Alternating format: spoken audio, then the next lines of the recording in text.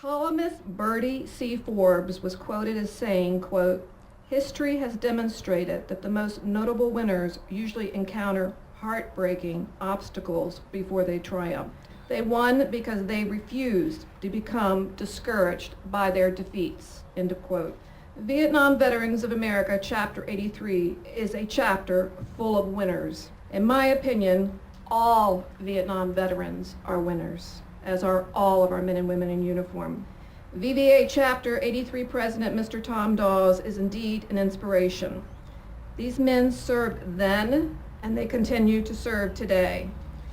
I remember vividly the meeting I attended when I spoke up and I said, "I'm very impressed with what you men do within the community for the Little League, for the candlelight vigils at the Vietnam Memorial each Christmas Eve, but you don't do anything for the Gold Star families." I remember the blank stare that I got from all of these men.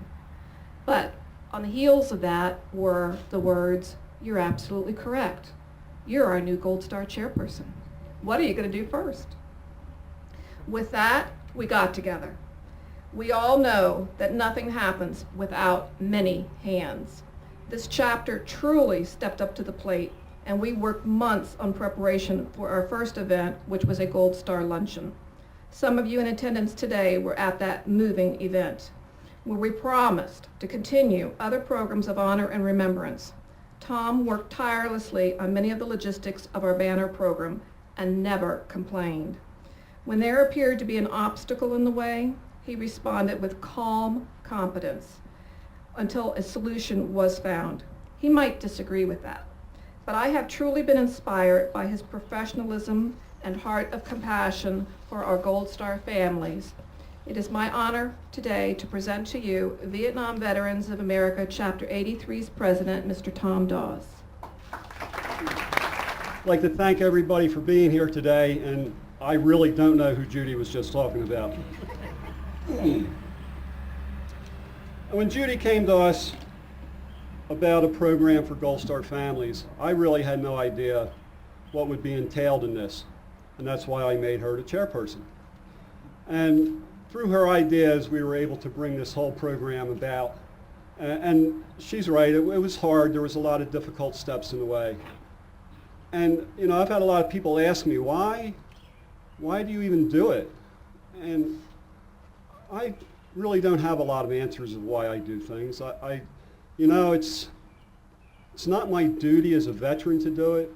I don't believe it's my obligation as the leader of a veterans organization to do it.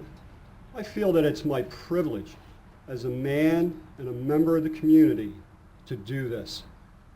It's what I feel the least that we can do.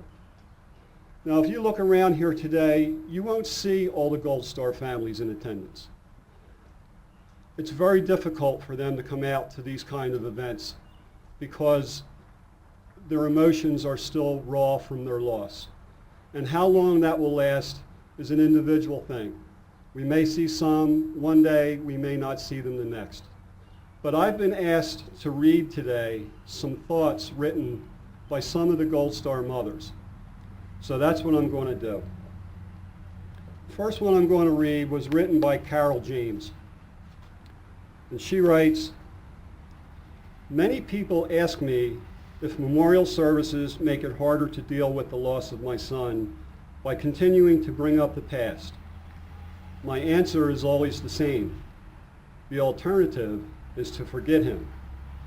I'm always excited, honored, relieved, and humbled when someone wants to memorialize my son.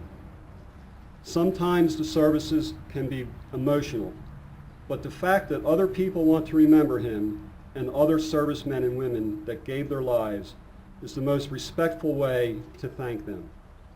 The Delaware Hometown Heroes program touched me in a special way even before it became public.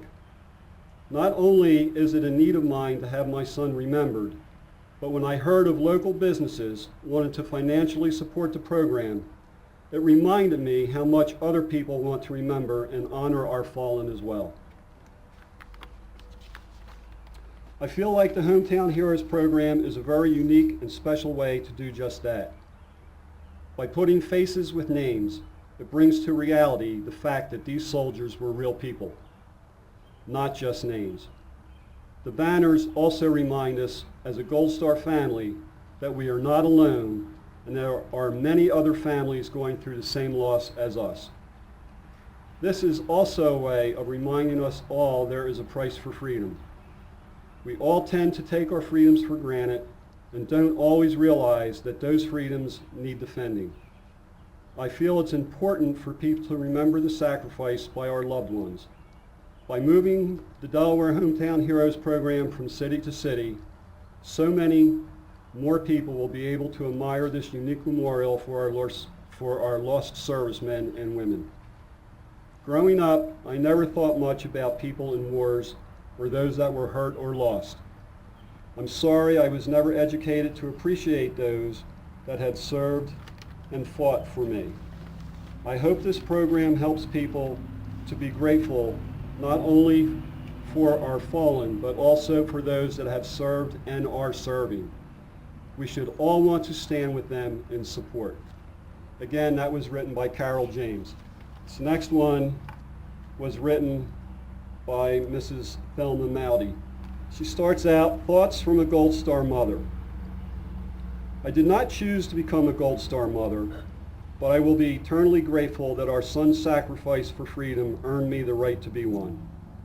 Our only child, Sergeant First Class James S. Mowdy, knew that every man and woman must be free to make their own choices. For him, the freedom to choose is a right, not something to be denied at the will of others. Beginning when he was a toddler, he felt the need to protect others. He drew pictures with military themes while other children drew pictures of flowers, trees, and houses. Following his service in Korea, I believe that he truly learned what the real cost in lives, dollars, and times could be to fight for freedom. I quote the belief he repeatedly shared with us. We have to remain here until the citizens of Iraq are free to choose their own future. He was assigned to train Iraq security forces. The week prior to the first election in December of 2005, while patrolling the road from the base to Baghdad, his Humvee was destroyed by an IED. But he had already achieved one goal. Not one person was injured, nor any bombs exploded on the day of the voting. His trainees were among those that guarded the city that day. He was chatting with us via the internet about Christmas gifts for his daughter just 6 hours before he died. His last words, "Gotta go, Mom. Gotta go out on patrol.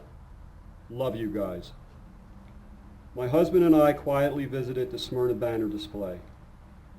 Our family is grateful for the banner program and for the recognition of all the men and women who gave their lives that others could be free. We feel that it will remind all who view the banners of the real cost of the freedoms we enjoy. These are just some thoughts of Gold Star family members. Judy has compiled a whole, tons and tons of them from the various family members. And I would like to thank, again, everybody for being here today. I could give a tentative schedule of the banners. They'll be coming down here the 27th of the month. They'll be going up in Old Dover, around Legislative Hall in the Old Dover area, starting the 30th. I have contacted the town manager for Rehoboth Beach to see if we can get them put along the boardwalk, but I'm still working on that. I believe from 9/11 to 11/11 they'll be up at the air base in Newcastle, and then after that they'll be in Seaford. We'll continue to put them up as long as somebody wants them up somewhere. We hope that this will just continue to grow and that more families will come forward with their information and we can get some more banners made. Again, thanks everybody for coming today, and God bless everyone.